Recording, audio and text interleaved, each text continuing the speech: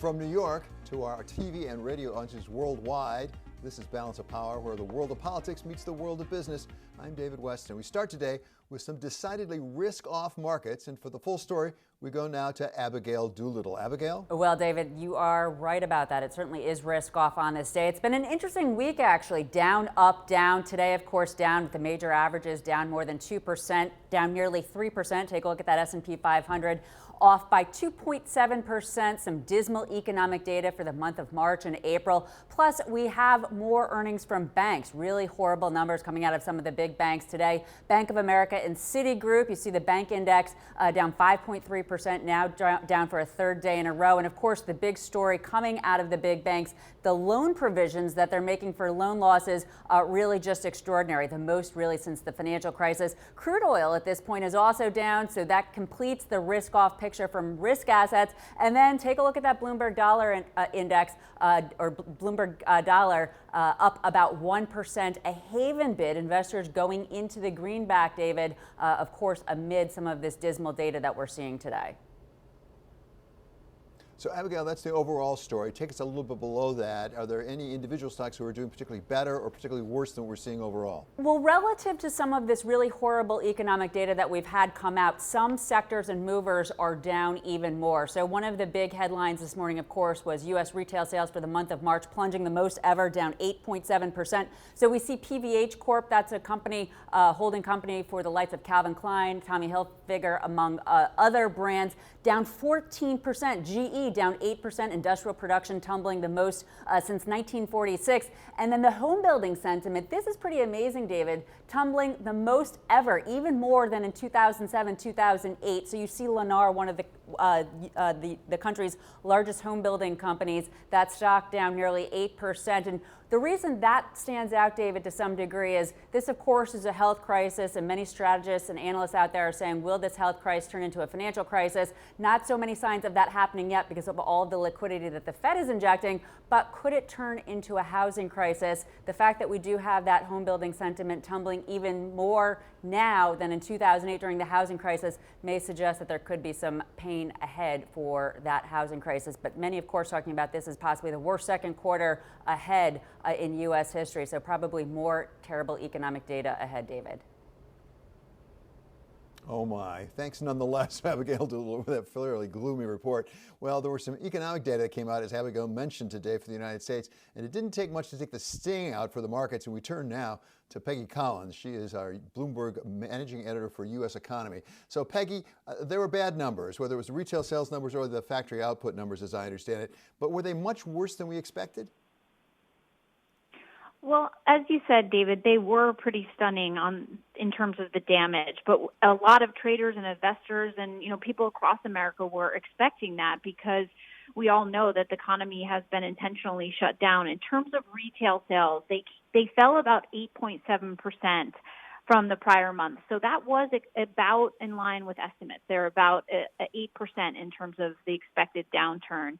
Some other things that jumped out were the bright spot as food and beverage stores also posted a record 25.6% surge. So that's as we've all been seeing a lot of people go out and stock up on goods. So the report is certainly capturing this historic change in consumer habits that we've had over the last few weeks.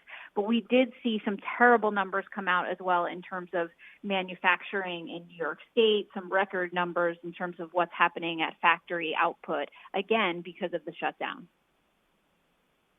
So we're really just getting into the second quarter right now, Peggy. Do we have any sense of how much worse it could get, or when, for that matter, we think it might bottom out?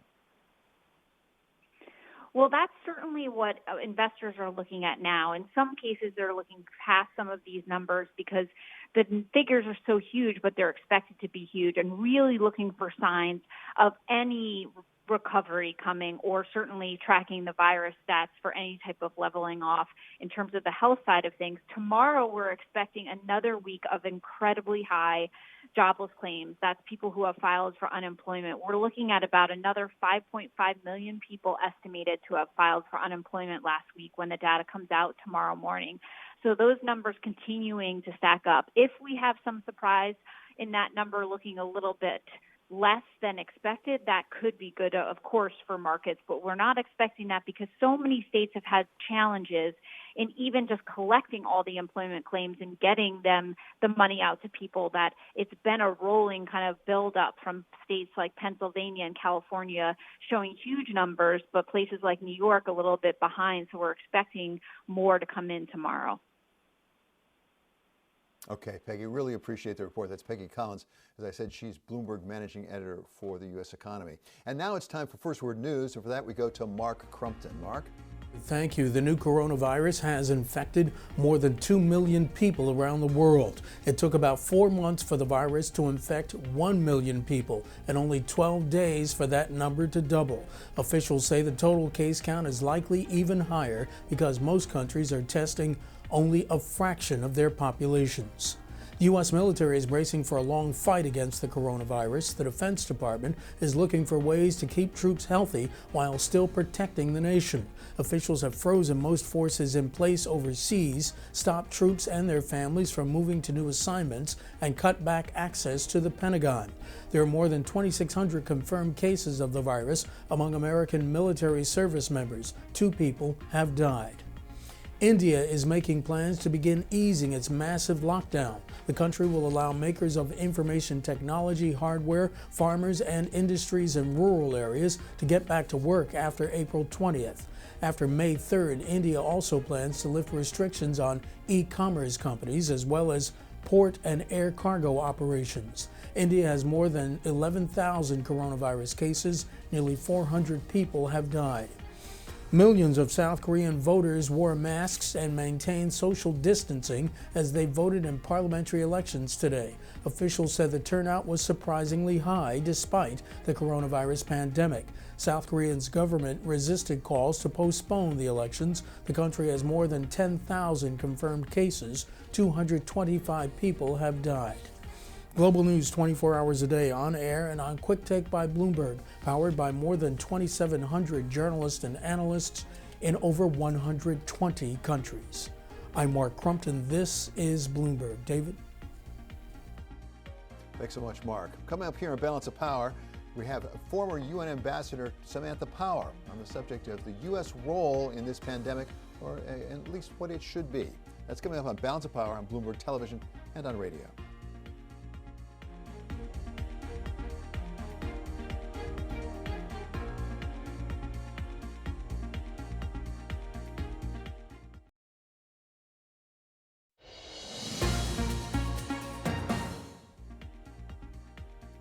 This is Balance of Power on Bloomberg Television and Radio. I'm David Weston. In times of crisis, the world, in recent years at least, has turned to the United States for leadership. But is the United States playing that role this time? And for that matter, is it willing to play that role? We welcome now Samantha Power. She's former U.S. Ambassador to the United Nations and also author of the recent memoir, Education of an Idealist. And that memoir recounts the leadership role the United States played with respect to the Ebola crisis that Samantha Power, the ambassador, played a major role in. So welcome, Madam Ambassador. Thank you so much for joining us. Delighted, David. Let's start with the news from last evening at the White House, where President Trump said that he's going to suspend contributions to the World Health Organization. From your experience with the Ebola crisis, how critical, how important was the WHO in fighting that virus, and what does it say about possibly our withholding funds from that organization at this critical time? Well, it's an extremely ill-advised move, and it has far more to do with Trump's domestic politics, I think, and his dipping poll ratings in terms of his handling of the crisis than it does the WHO and any desire to strengthen the global health response. 3/4 of U.S. funding in terms of assessed and voluntary contributions goes to such tasks as fighting polio, measles, tuberculosis. And so what he's eating into is steady state funding, the funding that the United States has been giving for many years. The United States has made no major new announcements about how it's really going to respond to the pandemic and how it's going to use the WHO and other international agencies to avert a humanitarian catastrophe in the developing world and a catastrophe that, of course, will blow back to the United States because of our links through trade, through global supply chains, through family ties, and so forth, to even remote parts of this earth. So it's I think more of an act of spite and diversion than anything. That said, WHO has not performed, I think, optimally. I mean, there was too much deference to China at the beginning. I think that also speaks to the absence of U.S. leadership within the organization. The fact that China has been able to leverage a very modest contribution to the WHO speaks, I think, to the U.S. retreat from organizations like that. But the WHO needs to go back and look when the time is right and when it's not trying now to prevent millions from dying, maybe even at the risk of billions being infected. I mean, there's 3 billion people in the world, David, who can't wash their hands at home, who don't have clean running water to do so. And so with all of these people at risk, right now the WHO is working on trying to ensure that governments in the developing world who don't have the kinds of cushions that we have, and we've seen our challenges managing our response, but who don't have stimulus packages or $2 trillion bailouts coming, impoverished communities, vulnerable communities, refugees. The WHO is out there and trying to offer technical advice as to how those communities can withstand what is about to hit them. And this will just mean that the WHO is now instead scrambling to figure out how it fills the gap that Trump is leaving, but also how it mobilizes the new funds it needs to really ramp up those efforts. Ambassador Power, you make a very important point. You talked about being able to wash your hands, basic hygiene. You wrote in the New York Times recently about this great disparity, not just in the ratio of doctors to populace, but also, as you say, a lot of people around the world can't even wash their hands. So as much as we struggle with this crisis here in the United States, how much worse is it going to be in a lot of the lower income countries? It's going to be devastating, I think, on both axes that we're experiencing, right? First, in terms of the lethality and the contagiousness of the epidemic itself, because of close overcrowding and the close quarters in which people in poor communities often live, the ability to practice the kind of social distancing that we are managing, if we're lucky, in some of our neighborhoods in the United States, I mean, that ability is not there. And so when one individual brings the virus home, it's likely not only to infect whole families, but potentially whole neighborhoods, or at least whole city blocks or slum blocks. So if you think about refugee camps in Idlib or in southern Turkey, for that matter, if you think about the Rohingya refugee camps in Bangladesh, but even if you think of the favelas in Brazil or the slums of informal settlements in South Africa or in India, I mean, it is just going to race through those communities. And then part of that health concern and the sort of ravaging of the virus concern is that the health facilities to manage the spread, to get people in early, to hydrate them, to put them on ventilators. I mean, these communities don't have ventilators. If we had trouble, getting masks and PPE for our health workers, you can imagine what a refugee camp is going to be experiencing.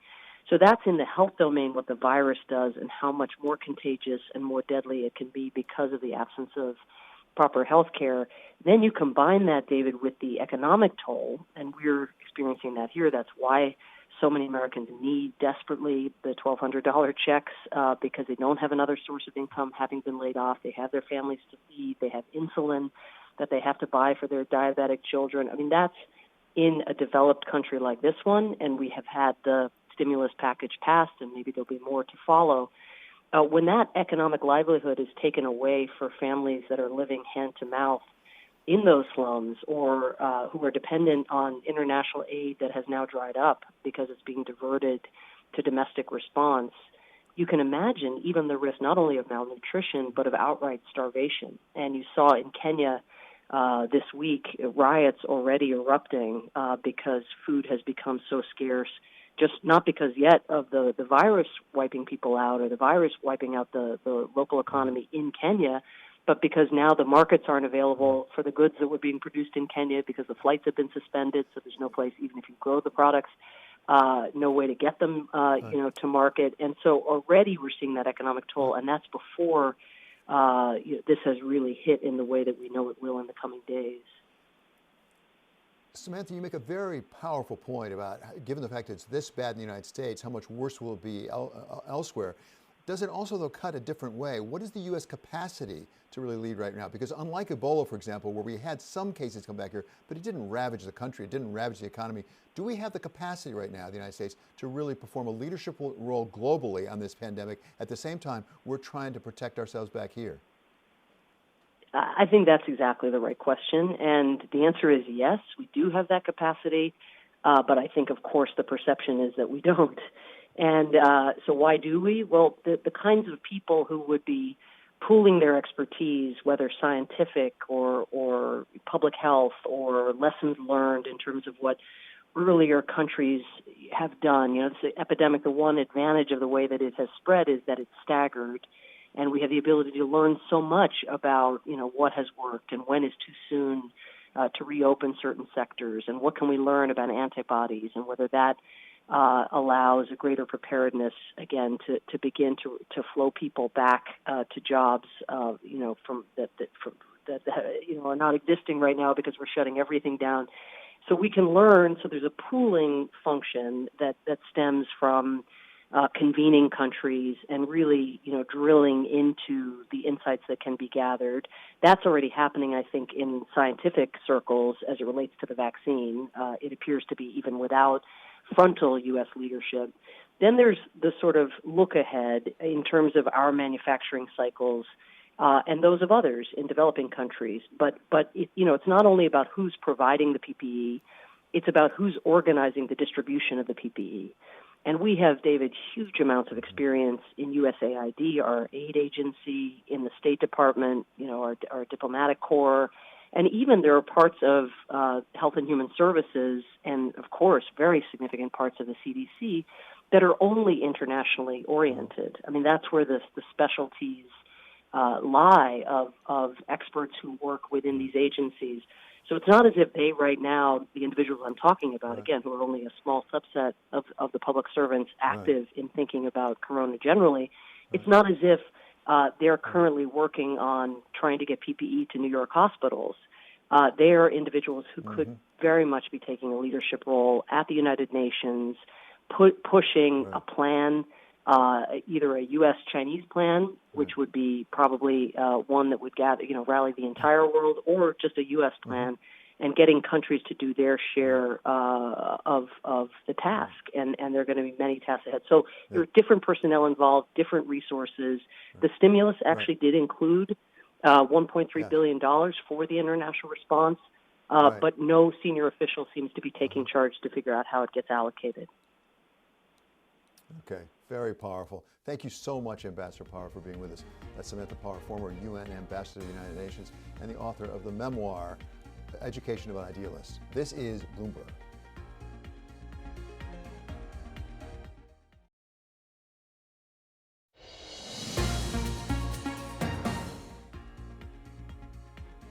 G20 finance ministers met earlier today virtually to talk about relief to be given particularly to less developed countries. We're now joined by one of the people who was on that call. He is the Saudi Arabian finance minister. He is Mohammed al-Jadaan. Thank you so much, Mr. Minister, for joining us. Let me start with, is this or is just this the beginning of a series of actions the G20 is going to have to take to help the world economy? Thank you very much. I think it is an ongoing, and we are continuing to monitor the COVID-19 as it's unfolding. The speed, the spread, and the severity of the COVID-19 outbreak is unprecedented, and that basically requires strong and swift and significant actions by the G20. As the presidency of the G20, we have put together a very strong strategy with our partners, the G20 members, to ensure that we are ready and we are responsive. The strategy basically assesses the situation constantly, whether it is health and economy, and then ensure that we put together protection for the people, for businesses, and prepare also to rebuild the economies as things unfold. basically the containment measures that have been made and by the various countries in the world have put the economy almost in hibernation. And we need to make sure that while we are protecting people, their lives, their livelihoods, we also ensure that their income is protected, their businesses are protected, and we prepare the world for a recovery in a very coordinated manner amongst the G20 members. And Mr. Minister, one step is to say we're going to suspend for the time being, put in suspended animation payments on sovereign debt. That allows them not to have to deploy the cash that way. But is there suggestions that we might actually be injecting cash into some of the economies that need it? Absolutely. I think what we have seen, swift actions by the G20 in coordination with the IMF and the World Bank is unprecedented. The G20 alone have put together in the global economy north of $7 trillion so far. That obviously means that they are able to import from and move the economy of other countries at the same time. Two is the IMF support package that has been approved today by the ministers and governors of the G20 ensures that sufficient liquidity is available to poor countries, to emerging economies, in addition to obviously the swap lines and the repos that are available through the central banks packages that they have already announced. And at what point will the G20 finance ministers be getting back together to reconsider this? I mean, we are in constant, as I said, we are in constant dialogue. We have had only over the last 6 weeks, 4 meetings of the finance ministers and central bank governors.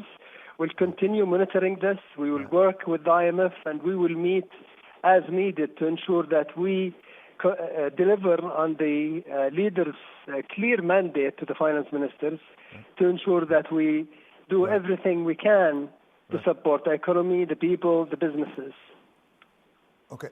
Okay, Mr. Minister, thank you very much. We're going to be back with the Saudi Arabian Finance Minister, Mohammed al-Jadaan, coming up shortly on Balance of Power on Bloomberg Television and on radio.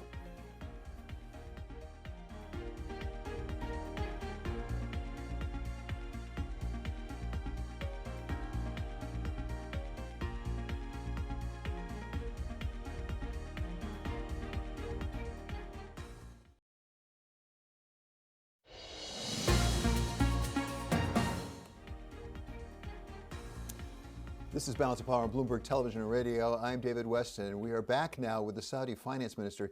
He's Mr. Mohammed al-Jadaan. We've been talking with him about this remarkable move by the G20 earlier today to try to support some of the economies around the world. Mr. Minister, let's come back and go to a little bit more specifics. As I understand it, an important part of this was to suspend payments on sovereign debt. Is this a restructuring? Do you anticipate a longer-term restructuring of some of the debt of some of these countries?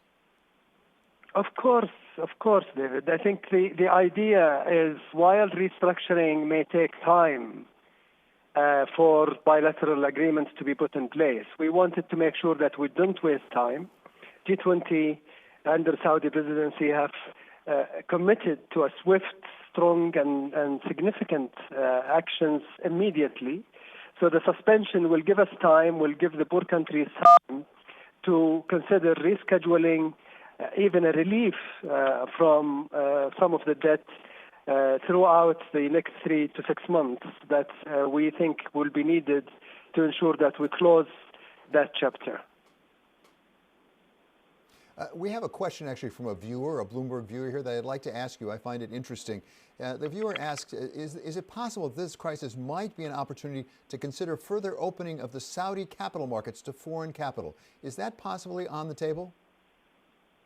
Absolutely. I mean, Saudi capital markets have been relaxed significantly over the last 3 years. Now we receive significant inward investment from international investors. And yes, absolutely, we will do whatever it takes to ensure that easier access to international investors into the Saudi market.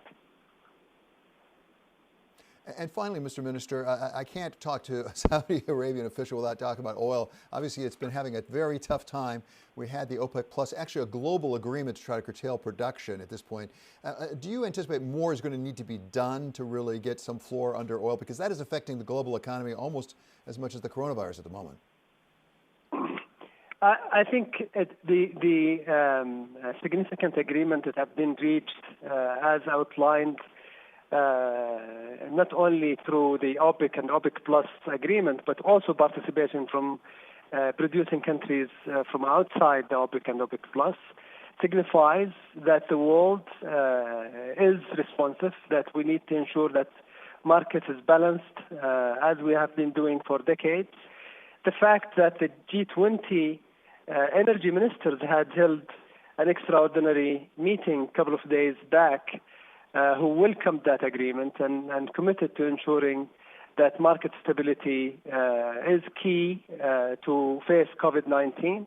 We will continue considering whatever action is needed to ensure that market balance is there.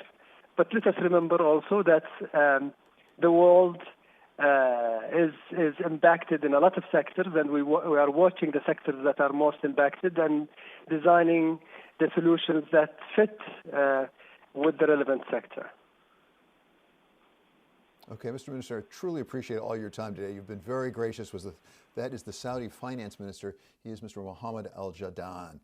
In the meantime, here on Balance of Power, we're going to continue on the question of international cooperation to try to help the global economy with Maurice Obstfeld of the Peterson Institute, former IMF chief economist. That's coming up on Balance of Power on Bloomberg Television and on radio.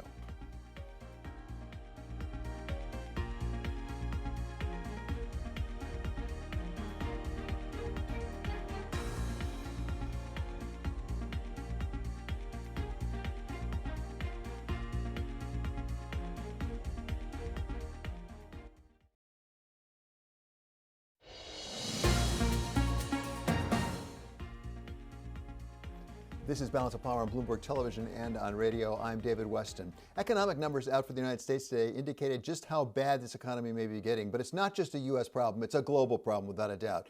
And global institutions such as the IMF and the World Bank and the G20 are getting together to see what they can do about it. We welcome now the former chief economist for the IMF. He is Dr. Maurice Obstfeld. He is now a professor of economics out at the University of California, Berkeley, and also a senior fellow at the Peterson Institute for International Economics. So, Maurice, thank you so much for joining us. Really appreciate it. We had the G20 finance ministers meet today and say we're going to put a moratorium on the payments on the sovereign debt, something that actually was suggested in one of your Peterson Institute papers. Is that enough to really address the situation? What more needs to be done? Well, it's certainly a great help in the situation.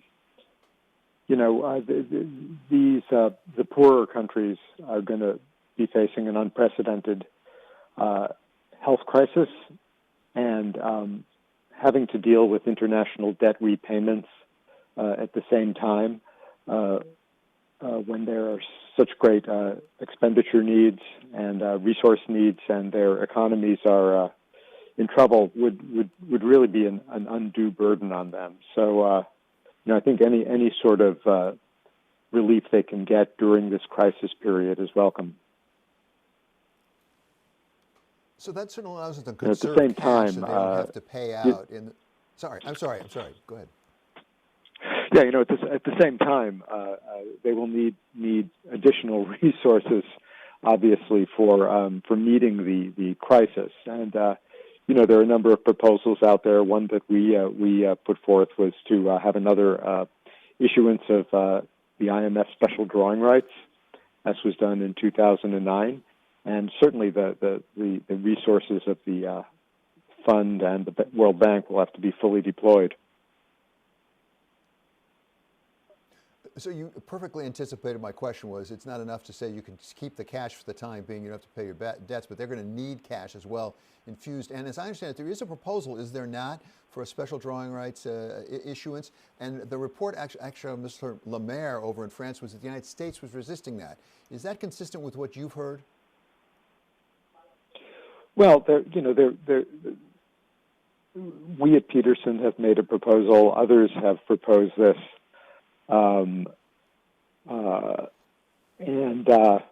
it's a fairly low cost way to greatly improve the liquidity of these poorer countries at a time of crisis. And there have over the years been many criticisms of special drawing rights, most of which don't hold much water. So we think it's a step that would be pretty easy to take, and it would give these countries some unconditional resources that would have a high value to them in this crisis. And we talked earlier, actually, with Ambassador Power, who talked about the fact that these less developed or poorer countries are going to have such a terrible time of it. At the same time, the developed countries are struggling mightily as well. Is the G20 doing what it can, or are there things it should be doing to try to really get the entire global economy coming back, including the developed countries? Well, the stabilization efforts that the G20 countries are taking for their own economies, will certainly benefit and spill over to the emerging and developing economies. So that's definitely a good thing. But there's certainly much more that could be done, and some of these issues are in the realm of general financial support, but a lot of these issues are in the realm of pure public health policy. The international response to the virus has not been well coordinated, and as you said, countries have basically looked at their own needs and not really acted as if this is a global threat that has to be controlled globally. And you see this in the export restrictions on medical equipment that a number of countries have put in place, which are not only harmful to others but are ultimately self-defeating given global supply chains for these equipment. You see this in the way the United States has attacked the World Health Organization, which is exactly the wrong thing to be doing in the midst of a global pandemic. Where should we look for leadership right now? Historically, people have looked to the United States in a global crisis such as this. The United States is consumed, in fairness, with fighting its own version of the coronavirus. But if it's not the United States, where will leadership come from?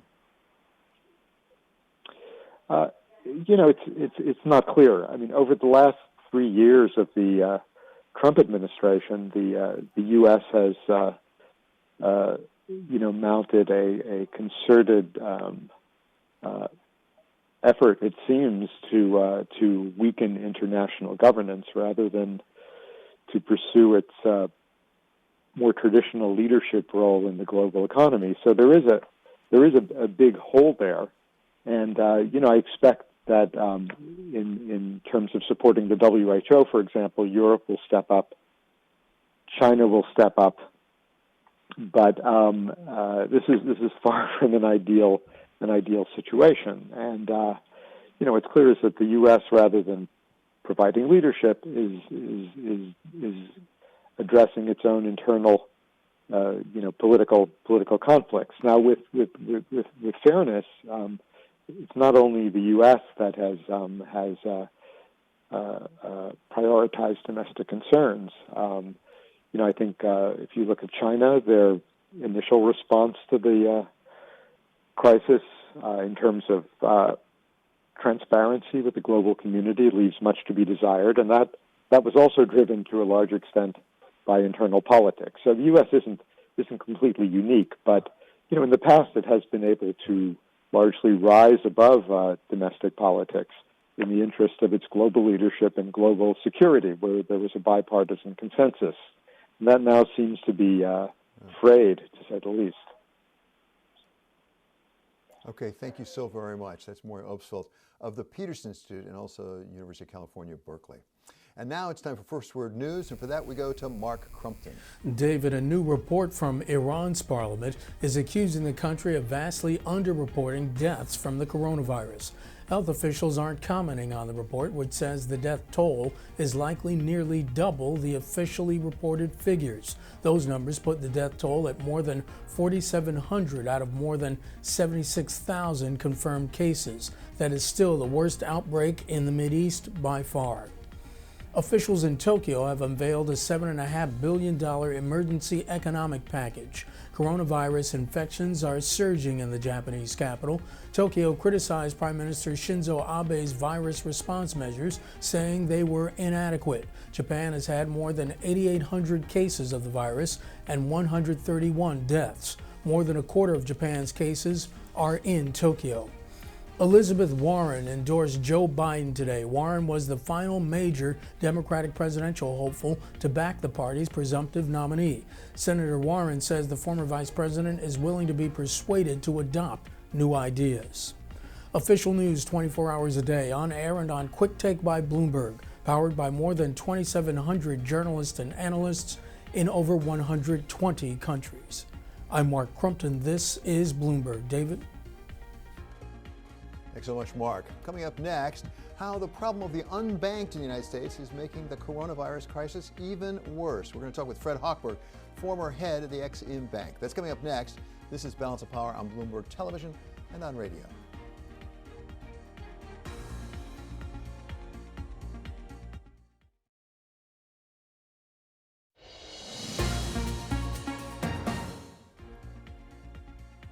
This is Balance of Power on Bloomberg Television and radio. I'm David Weston. Crises have a way of reminding us about problems we really knew we had but really didn't do much about. And this crisis is no exception.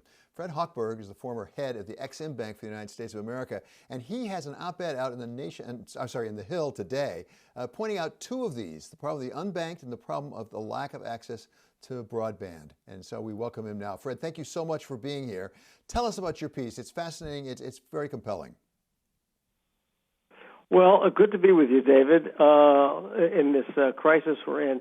The piece came to me because as I was writing the book on trade, frankly, I just saw that a number of areas of our economy which aren't really keeping up with the way the global economy is today. And one of that has to do with banking and electronic transfers, electronic funds.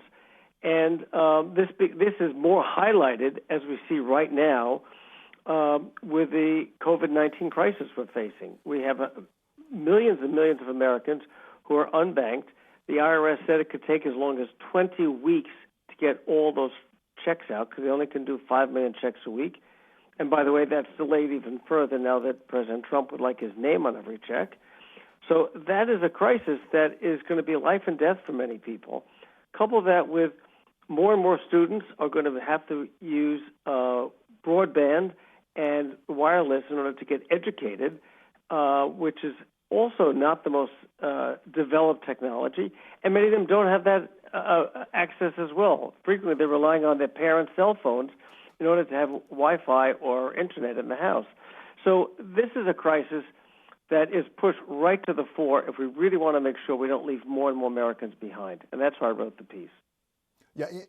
In fairness, Fred, the administration says it's not going to take longer to put President Trump's signature on all those checks. But the point, nevertheless, which I took out of your piece, is how many people, just on the unbanked section, how many people are affected by that? When it first came out, they said, if we have direct deposit from the IRS, you'll get it right away. If not, it takes a long time. But it's a lot of people.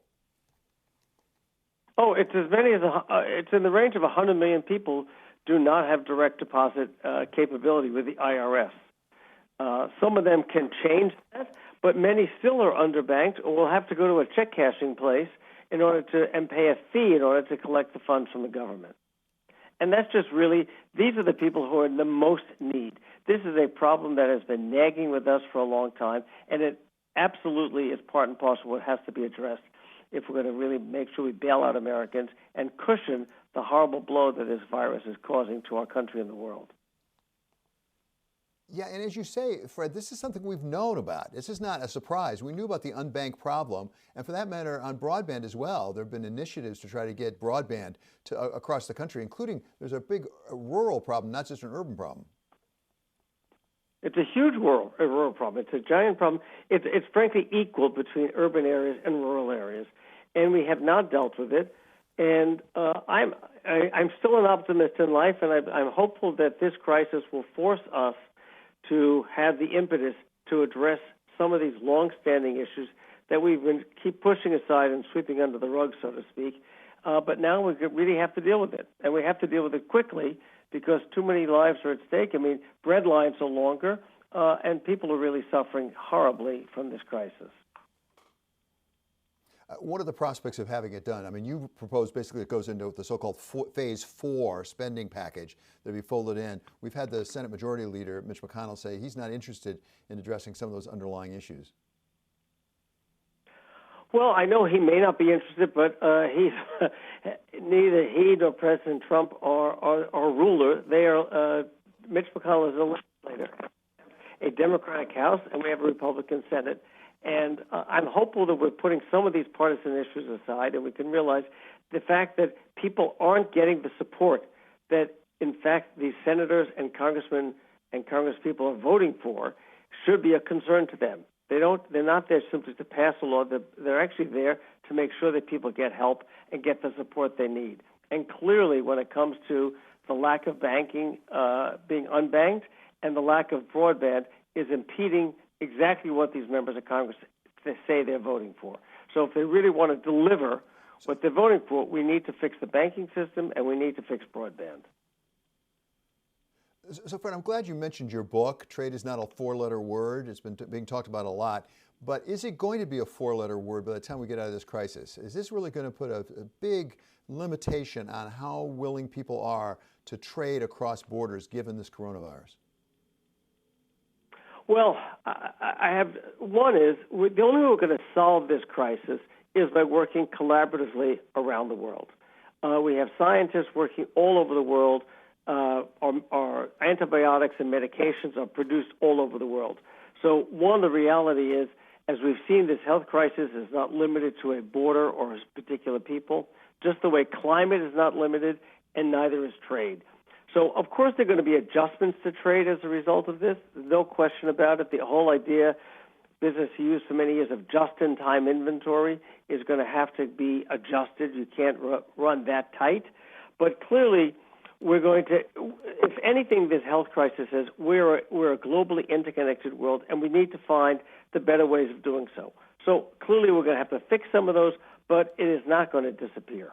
It is not going to disappear. It may broaden what countries we buy from, but supply chains are global. It's going to be very hard to, quote-unquote, go backwards on that. Yeah, maybe not go backwards, but is there a forwards is a bit different. And I know that managed trade is not particularly in vogue. At the same time, are we going to ever be in a situation where we get that much of our personal protective equipment from China? Because it turns out, I'm not sure anyone's paying attention, an awful lot of it comes from one country. And I don't care if it's China or another country. Do you want to be that dependent on one country for a critical supply? Well, I think that this crisis, both from a health point of view and for companies that rely on China for their supply chain, has made it very clear, being that sort of short-sighted and not looking at both, in this case we have a pandemic, but sometimes we've had either political upheaval or we've had a natural disaster that has interrupted supply chains. So I think that smart companies are going to realize that they need to really make sure that they have a reliable supply chain, whether it be on medical supplies or auto supplies or supplies for aerospace or food, and therefore that's going to require a greater diversification, which at the end of the day is actually probably better. It actually spreads economic development around the world, and it is less concentrated. So that would actually be a positive, and unfortunately sometimes it takes a crisis for us to get there. Well, exactly, Fred. And that's just broaden that out a bit, because one of the points I took from your piece in The Hill today is there's some good that can come out of a crisis as well. On the trade front, what could you see coming out of this besides diversification that actually could advance us past where we were before? Well, I think one of the things that is coming through with this crisis is how reliant we are on the rest of the world to produce the goods and the foods we eat. And hopefully that awareness says we cannot build a moat around America. Moats kind of went out of fashion in around the 13th century. So we need to, if more Americans have a realization that, you know what, we are interconnected, we are interdependent, and we're going to have to find ways that we can do that both protects our sovereignty, but at the same time takes advantage of the ability to draw goods, services, food, and energy around the world. That would be a good outcome. That we'd be more aware of the world we live in and not have a more narrow nationalistic view of trade and of our own supply chains. Yeah, as Rahm Emanuel says, right, don't let a good crisis go to waste. Thank you so much to Fred Hochberg. He's a former head of the Ex-Im Bank and author of the book, If Trade is Not a Four-Letter Word. Coming up next, we're going to be on radio with the second hour of Bloomberg Balance of Power, and we're going to be joined by the president of the U.S. Chamber of Commerce. She's Suzanne Clark. They have a new initiative where they're going to try to help the president figure out how to bring the economy back up and running. This is Balance of Power on Bloomberg Television and Radio.